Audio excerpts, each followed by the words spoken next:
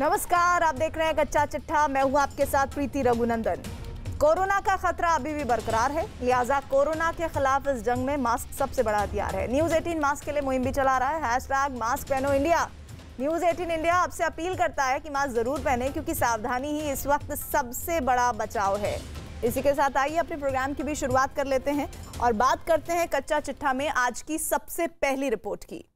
डोकलाम, गलवान और पूर्वी लद्दाख में चीन को भारत के हाथों शिकस्त क्या मिली? चीन बौखलाया हुआ है।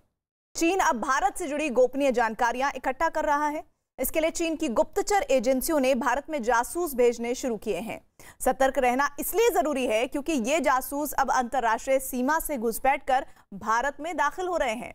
चोरी छिपे भारत में दाखिल होने की कोशिश करते चीन के ऐसे ही एक संदिग्ध जासूस को भारत बांग्लादेश सीमा से गिरफ्तार किया गया और पुलिस के हवाले कर दिया गया। गिरफ्तार चीनी नागरिक हान जुनवे से पूछताछ में इस बात का खुलासा हुआ है कि वो 1200 सिम भारत से चीन अवैध तरीके से ले गया था और वहां पर इन भारतीय सिम का इस्तेमाल भारत के लोगों का बैंक अकाउंट हैक करने के लिए करता था।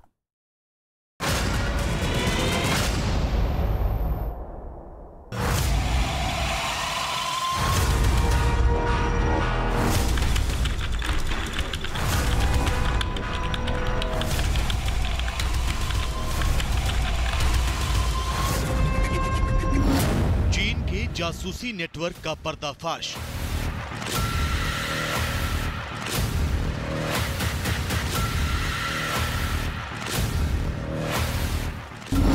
शी का अंडरकवर जासूस गिरफ्तार।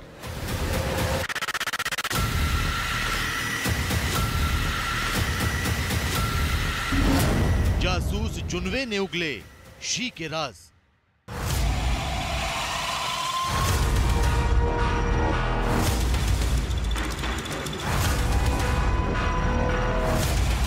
बॉर्डर पर बिना वजह तनाव बढ़ाने वाले चीन की जब सारी चालें नाकाम हो गईं, तो उसने एक और दांव चला है। चीन की खुफिया एजेंसियां भारत में चोरी छिपे अपने जासूस भेज रही हैं। शी जिनपिंग के इशारे पर काम करने वाले ये अंडरकवर जासूस भारत से महत्वपूर्ण जानकारियां चीन भेजते हैं। इनमें से कुछ तो चीन के पासपोर्ट पर भारत आते हैं, जबकि कुछ अवैध तरीके से भारत में घुसने की कोशिश करते हैं। इसके बाद ये सैन्य ठिकानों, बॉर्डर के इलाकों, बड़े शहरों, राजनेताओं और नामचीन हस्तियों से जुड़ी जानकारियां और दस्तावेज इकट्ठा कर उन्हें अपने आका तक पहुंचाते हैं। लेकिन चीन का ये सीक्रेट प्लान उस वक्त नाकाम हो गया जब बीएसएफ ने उसके जासूस हान जुनवे उर्फ जेम्स को धर दबोचा।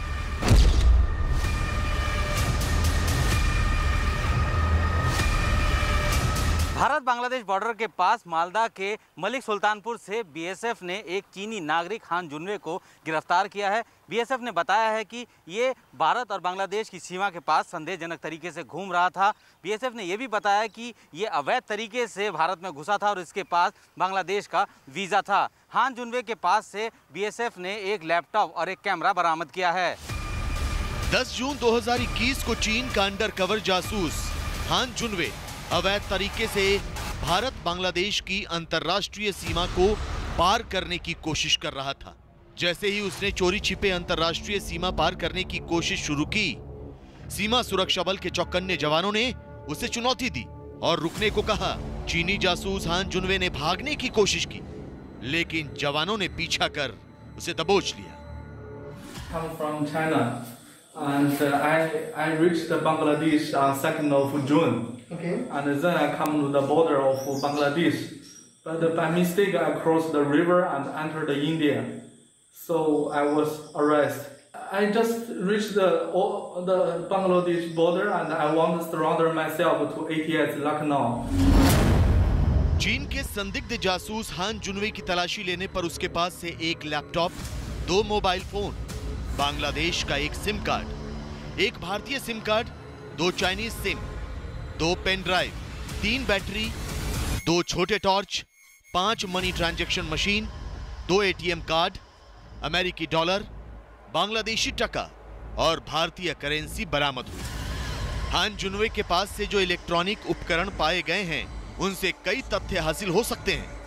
फिलहाल खुफिया एजेंसियां उससे पूछताछ कर रही हैं और ये पता लगाने की कोशिश कर रही हैं कि वो चीन के किस गुप्तचर एजेंसी के लिए भारत में काम कर रहा था। जासूस पकड़ा गया है हान नाम का, और वो कहता है कि वो भारत से खुफिया जानकारियां करता था। तो वो क्या करते हैं कि वो जो भी लोकल लोग हैं उनसे इन्फॉर्मेशन लेते हैं, उनकी अपनी कंपनीज हैं, उनका फुल टाइम काम ही ये होता है किस तरह से इन्फॉर्मेशन ली जाए। और इसीलिए जैसा आपने देखा कि भारत ने कई सारी उनकी कंपनियों के या उनके स्ट्रेटजिक एरियाज़ में जो उनके इन्वेस्टमेंट्स हैं उनको रेगुलेट करना शुरू कर दिया है, क्योंकि इससे आपके नेशनल इंटरेस्ट को खतरा हो सकता है। जासूस हान जुनवे से अब तक हुई पूछताछ में पता चला है कि वो इससे पहले भी 4 बार भारत आ चुका है। वो 2010 में हैदराबाद, जबकि 2019 के बाद 3 बार दिल्ली और गुरुग्राम का दौरा कर चुका है।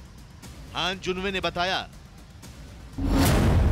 कि जब वो अपने शहर चीन के हुबेई चला गया था तो उसका एक बिजनेस पार्टनर सन जियांग उसे 1000 से ज्यादा भारतीय मोबाइल फोन के सिम कुछ दिनों बाद भेजा करता था, जिसे वो और उसकी पत्नी हासिल करते थे।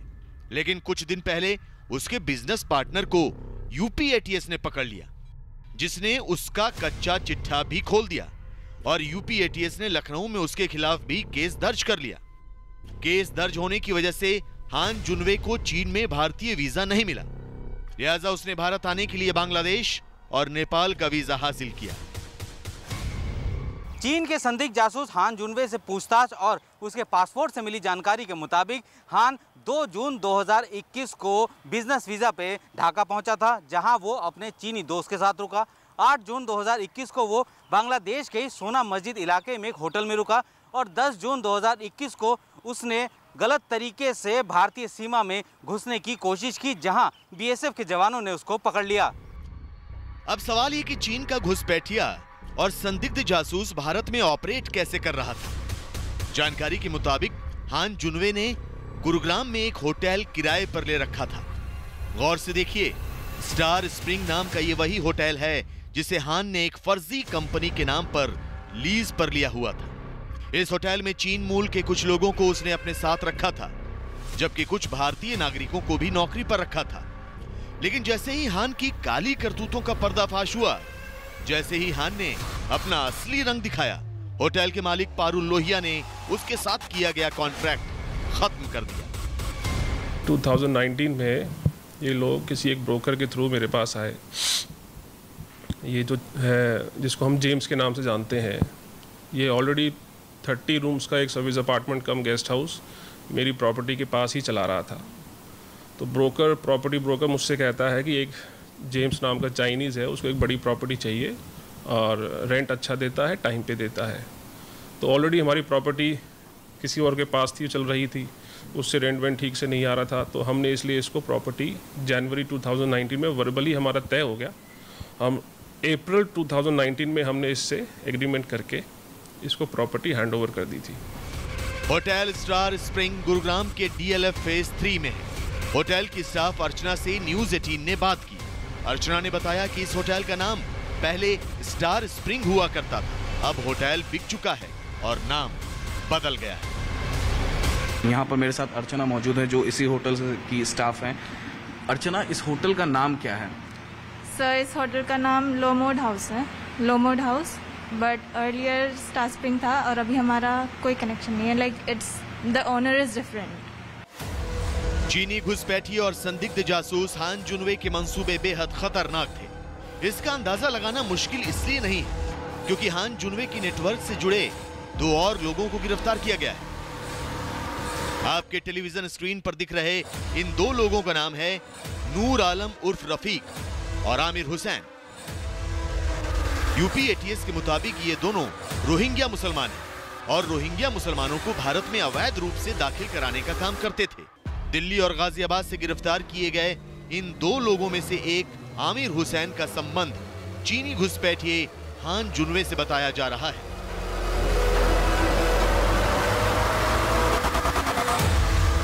ऐसे में सवाल ये कि क्या चीन भारत में अवैध तरीके से दाखिल होने वाले घुसपैठियों को जासूसी के काम में लगा रहा है?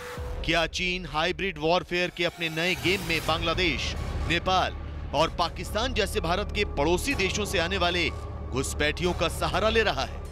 आजकल मॉडर्नाइज्ड हाइब्रिड वॉरफेयर जो चल पड़ा है देशों के बीच में, उसमें जासूसी एक अपने आप में अलग भूमिका निभाती है, एक बहुत अहम भूमिका निभाती है, क्योंकि वो जासूसी सबसे पहली चीज़ है जो आपको अपने दुश्मन के अंदर क्या प्लान हो रहा है, फ्यूचर में क्या प्लान हो रहा है, उसके बारे में बताती है। और उसे जब आप अपने हाइब्रिड वॉरफेयर के ओवरऑल सिनेरियो में डालते हैं तो आप measures, counter measures, aggressive measures, वो सब आप कर पाते हैं।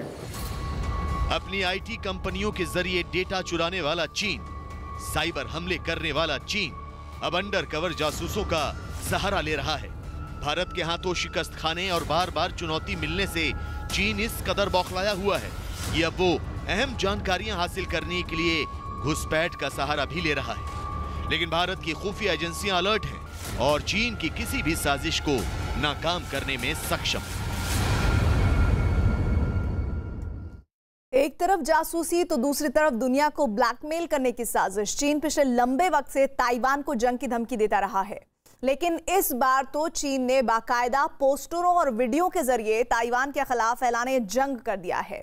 इन पोस्टरों और वीडियो को चीन की सोशल मीडिया प्लेटफॉर्म वीवो और वी चैट पर काफी तेजी से शेयर भी किया जा रहा है। अब दुनिया इस बात से डरी हुई है कि अगर चीन ने ताइवान पर हमला कर दिया तो तीसरा विश्व युद्ध भी छिड़ सकता है।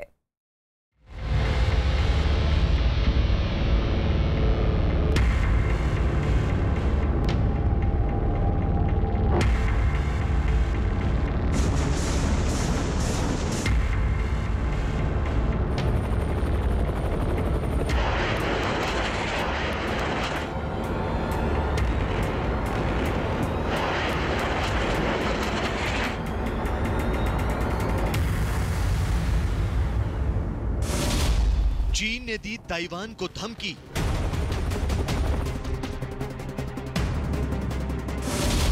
जंग का किया खुला ऐलान।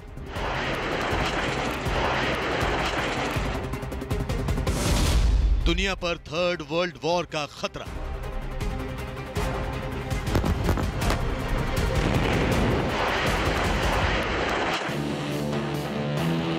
समंदर में उतरते एम्फीबियस टैंक, उन पर लगी मशीन गन से ताबड़तोड़ फायरिंग और बारूद उगलती तोपें। दिल दहलाता ये मंजर किसी जंग का नहीं बल्कि चीन के ऐलाने जंग का है। बकौल चीन फिलहाल तो इस एक वीडियो में कैद ये खौफनाक हकीकत महज एक वॉर एक्सरसाइज तक महदूद है, लेकिन इस वीडियो का ये सच किसी भी दिन ताइवान के लिए हकीकत में तब्दील हो सकता है। दरअसल इस वीडियो के जरिए एक बार फिर चीन ने ताइवान को धमकी दी है, लेकिन इस बार चीन ने ताइवान को जंग के खतरे से आगाह नहीं कराया है, बल्कि ताइवान को सीधे सीधे जंग के लिए तैयार रहने को कहा है।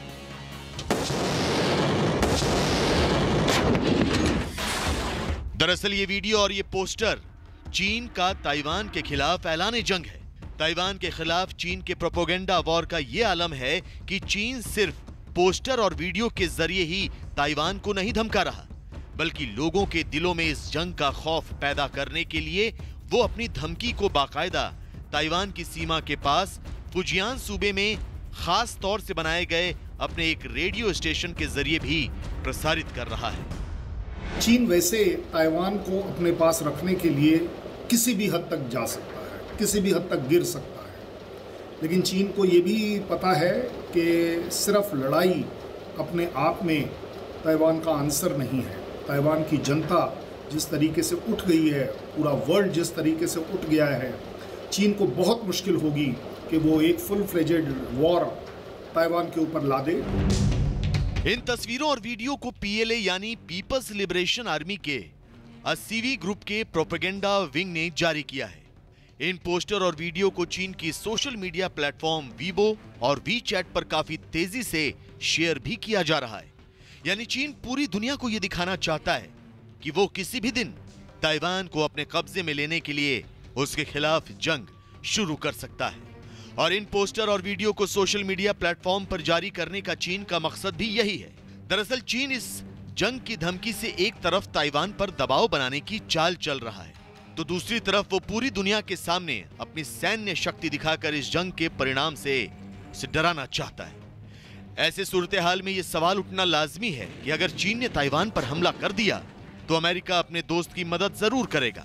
अब इस हकीकत को जानते समझते भी क्या चीन अमेरिका से सीधी जंग लड़ने के लिए तैयार है? चीन ताइवान के ऊपर कब्जा करने के लिए किसी भी हद तक जा सकता है। वो पूरी कोशिश करेगा कि वो ताइवान के ऊपर कंट्रोल रखे, उस पर कब्जा रखे, लेकिन साथ ही साथ जिस तरीके से अमेरिका ताइवान का साथ दे रहा है, उसकी मदद दे रहा है, तो एक फुल फ्लेजेड कब्जा करने के लिए चीन को एक बार नहीं 10 बार सोचना पड़ेगा। साथ ही साथ चीन को ये भी देखना पड़ेगा कि क्या वो अमेरिका के साथ डायरेक्ट एक लड़ाई में उलझना पसंद करेगा या नहीं। चीन इस बार ताइवान को लेकर इस कदर भड़का हुआ है कि उसने न सिर्फ ताइवान को जंग के लिए तैयार रहने की धमकी दी है, बल्कि जापान के प्रधानमंत्री योशिहिदे सुगा के अपने संबोधन के दौरान ताइवान को एक देश कह देने पर उसे चेतावनी भी दी है। 注意到相关的报道，日本领导人将台湾公然称为所谓的国家，这严重违反中日联合声明等4个政治文件的原则，严重违背日方迄今多次作出的不将台湾视为国家的郑重承诺。中方对日方的错误言论表示强烈不满。 चीन ने बाकायदा आधिकारिक तौर पर जापान को चीन की संप्रभुता को नुकसान नहीं पहुंचाने की चेतावनी दी है, बल्कि भविष्य में ऐसी टिप्पणियों से बचने की सलाह भी दी। वो साइमल्टेनियसली काफ़ी देशों के साथ इकट्ठे लड़ाई लड़ सकता है, और ये वो सभी देश जानते हैं कि इकोनॉमिक फ्रंट आते ही वहाँ पर उनकी कमज़ोरियाँ शुरू हो जाती हैं। ट्रेडिशनल वॉरफेयर जो लड़ाई करने के तरीके हैं, उसमें शायद चीन इन सब का मिलकर इकट्ठे सामना ना कर पाए, लेकिन इकोनॉमिक फ्रंट पर वो काफ़ी हद तक देशों को ब्लैकमेल कर पाता है।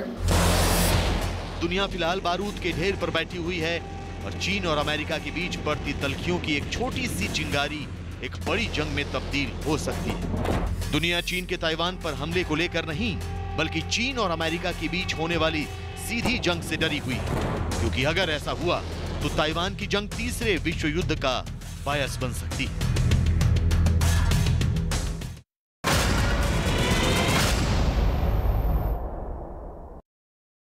और चीन के कहने पर पाकिस्तान एक बार फिर उत्तर कोरिया से अपनी दोस्ती मजबूत कर रहा है। जानकारों का मानना है कि दोस्ती भारत समेत पूरी दुनिया के लिए घातक साबित हो सकती है, क्योंकि उत्तर कोरिया और पाकिस्तान परमाणु कार्यक्रम को तेज करने की कवायद शुरू कर सकते हैं। ये दोनों देश एक साथ मिलकर लंबी दूर तक मार करने वाली मिसाइलें बनाने की कोशिश कर सकते हैं। दरअसल समंदर में उत्तर कोरिया के जहाजों की कुछ ऐसी हलचल देखी गई है जिसे कयास लगाए जा रहे हैं कि इमरान और किम ने हाथ मिला लिया है। अब तक चीन और पाकिस्तान की नापाक जोड़ी ही दुनिया के लिए परेशानी का सबब बनी हुई थी। ये दो देश मिलकर साजिशों और आतंकी प्लान को अमली जामा पहनाया करते थे, लेकिन अब चीन पाकिस्तान के नापाक गठजोड़ में एक और साझेदार की एंट्री हो गई है। चीन ने पाकिस्तान के साथ किसी और की नहीं, बल्कि उत्तर कोरिया की दोस्ती करा दी है। किम जोंग उन और इमरान खान की दोस्ती के क्या नतीजे हो सकते हैं, इससे दुनिया के समीकरण कैसे बदल सकते हैं, इस नापाक दोस्ती से दुनिया पर जंग का खतरा कैसे मंडरा सकता है, चीन को उत्तर कोरिया और पाकिस्तान की दोस्ती से क्या हासिल होगा, इन तमाम सवालों के जवाब जानने के लिए आपको ये समझना होगा कि आखिर पूरा मामला है क्या। दरअसल ये संदेह जताया जा रहा है कि उत्तर कोरिया पाकिस्तान को लंबी दूरी तक मार करने वाली मिसाइलों की तकनीक और परमाणु बम बनाने की टेक्नोलॉजी में मदद कर रहा है। ये आशंका ऐसे समय में जताई जा रही है जब गुजरात के कांडला बंदरगाह पर पिछले साल एक चीनी जहाज से भारतीय जांच एजेंसियों ने ऑटोक्लेव बरामद किया था। ऑटोक्लेव को मिसाइलों की मारक क्षमता बढ़ाने के लिए इस्तेमाल किया जाता है। जांच में पता चला था कि चीन का ये जहाज चोरी छिपे पाकिस्तान के कराची बंदरगाह जा रहा था। कुछ रिपोर्ट्स में तो ये तक दावा किया गया कि ये ऑटोक्लेव पाकिस्तान की शाहीन मिसाइल के लिए इस्तेमाल किया जाने वाला था।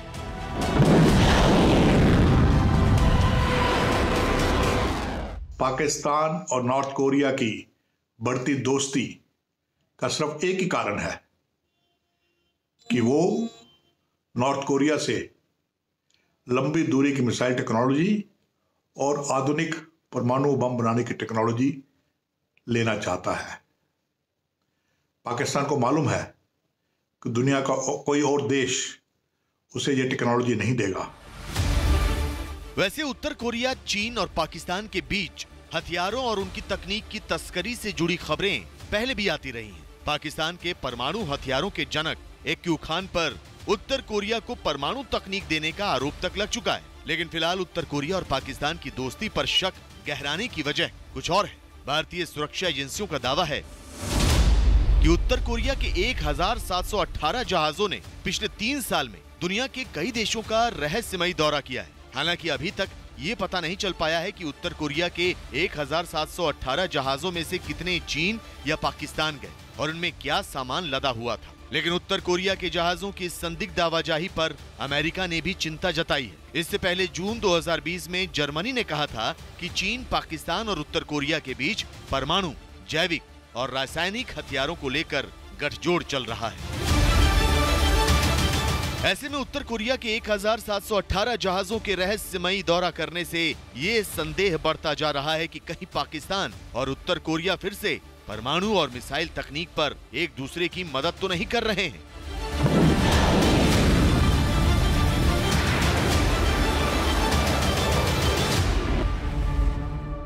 कि दोनों की दोस्ती काफी गहरी है और इस गहरी दोस्ती का फायदा पाकिस्तान उठाना चाहता है। पाकिस्तान को लगता है कि वो परमाणु होड़ में, खासकर मिसाइल रेस में भारत से काफी पीछे रह गया है। इसलिए वो नॉर्थ कोरिया से मिसाइल टेक्नोलॉजी लेना चाहता है। इस घातक गठजोड़ से पूरी दुनिया को खतरा हो सकता है। पूरी दुनिया के लिए पाकिस्तान और उत्तर कोरिया की दोस्ती नासूर बन सकती है। लेकिन चीन को इससे कोई फर्क नहीं पड़ता। वो तो इन जैसे देशों के बूते दुनिया को ब्लैकमेल करना चाहता है। यही वजह है कि चीन चोरी छिपे पाकिस्तान और उत्तर कोरिया दोनों के हाथ मजबूत करता है। आपको बता दें कि चीन काराकोरम हाईवे के जरिए पाकिस्तान तक परमाणु सामग्री भेजता रहता है, जबकि रेल रूट के जरिए उत्तर कोरिया तक मिसाइल तकनीक और परमाणु बम बनाने की सामग्री भेजता है। जर्मनी के एक अखबार में प्रकाशित रिपोर्ट की माने तो इस दोस्ती का मकसद हथियारों के जखीरे को पूरा करना, मिसाइल की रेंज को बढ़ाना, उनकी क्षमता को सुधारना और नई हथियार प्रणाली को विकसित करना है। दुनिया में चीन के दोस्त है कहां? गिने चुने दोस्त हैं, या उत्तर कोरिया या पाकिस्तान। तो चीन इन दोनों देशों के साथ मिलकर एक ऐसा गठजोड़ बनाना चाहता है जो कि दुनिया के लिए खतरा पैदा कर सके। एक रोग गठजोड़ जो कि दुनिया के कानून कायदों को ना मानता हो।